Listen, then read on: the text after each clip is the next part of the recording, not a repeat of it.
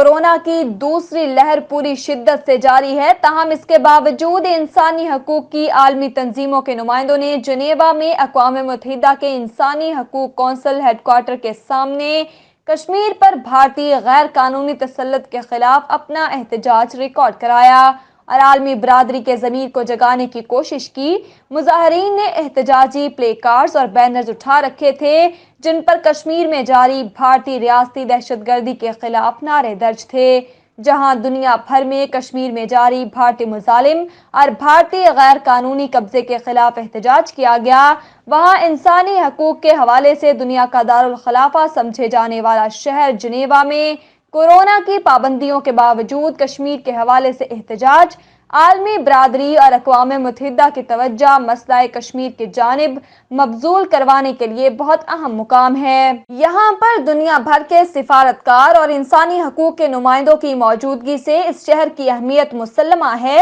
مقبوضہ جموں کشمیر میں گزشتہ 7 اشروں سے انسانی حقوق کا بحران جاری ہے اور کشمیریوں کے بنیادی انسانی حقوق کی وسیع پیمانے پر خلاف ورزیاں کی جا رہی ہیں۔ شرکاء نے مقبوضہ کشمیر کی خصوصی حیثیت کے خاتمے کا اقدام نامنظور کے نعرے لگاتے ہوئے اقوام متحدہ، عالمی برادری اور سوئٹزرلینڈ حکومت سے مطالبہ کیا کہ کشمیریوں کو ان کا جائز حق دیا جائے۔ مظاہرین کا کہنا تھا کہ بندوق کے زور پر کشمیر کو مزید یرغمال نہیں بنایا جا سکتا۔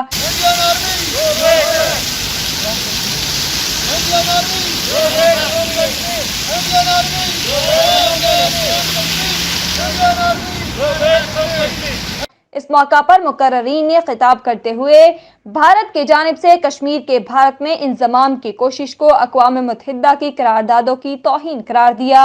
اور عالمی برادری سے نوٹس لینے کی اپیل کرتے ہوئے کشمیریوں کو ان کا حق خود ارادیت دلانے کا مطالبہ کیا۔